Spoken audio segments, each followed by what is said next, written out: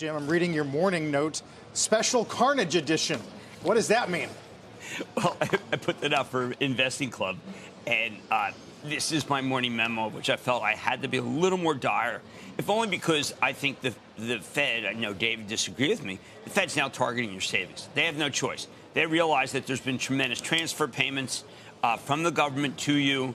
I thought Powell very clearly said these have to run out.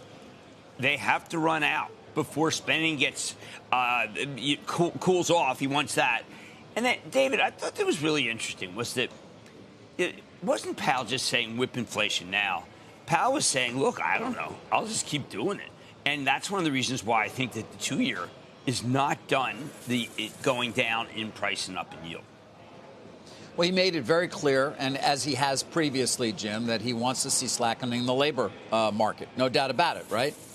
Yes, and he did indicate as well that he doesn't know. It's probably worth listening to and then discussing. Take a listen to Chair Powell from yesterday. We don't know. No one knows whether this process will lead to a recession, or if so, how significant that recession would be. That's going to depend on how quickly wage and price inflation pressures come down, whether expectations remain anchored, and whether, also do we get more labor supply, which would help as well. You and I don't disagree on that being a goal here, Jim. What I was questioning is your idea that somehow people who are on an hourly wage who are no longer working are going to come back because they're seeing their savings depleted as a result of investments in the stock market. That I find a little harder to fully understand. But that said, you've been very focused on the slackening of the labor market being a chief goal of the Fed. Well, I think the Fed has to attack your savings.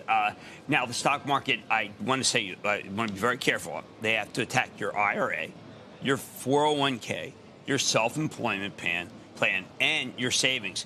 Because this is the only way that Jay Powell seems to be able to figure out how to get more people in the labor force. Now, we're beginning to see that working.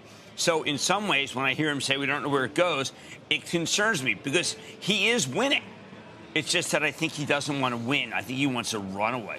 I think he wants a beat down against inflation. He wants to take instead of having a small W, he wants to really crush inflation. And I think that really kind of made people very concerned, David, because that kind of win means maybe you were thrown out of job. You, not you, literally, but people around the country could be very concerned. We never know. We never know. One day I could not be at this desk, and that'll be it. That'll be it. Yeah. No, you'll be there, please. Okay. Oh, I will. I'll try to be there for you, Jim. Well, Jim, you point out your savings account, but also your home equity. And I know you noticed today two things. Redfin, luxury home purchases down 28, biggest drop on record. And even in Manhattan, after 6 months of record high rents, Manhattan rents beginning to plateau here. I thought that was incredible. I saw you tweeted that. And Carl, one of the biggest reasons why housing hasn't come down is because people basically are stuck. And rents keep going up while they're stuck. Well, if that changes, the mindset's going to be different. Now, we didn't hear that from either KB Homes or we didn't hear it from Lennar, meaning that we didn't hear people are just that home prices are actually falling year over year. But we did hear cancellations. We heard pausing and buying. And we heard a term that I've not heard in ages, Carl.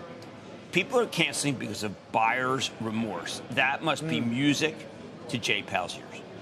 Yeah, this is an interesting split this morning because KB Home orders, Jim, down 50, order volume down 51. I mean, Lennar orders down 12 isn't nearly as bad, and you can see that reflected in the pre-market. Yeah, I mean, look, and yet KB Home has bought stock. I didn't think that they were going to do that.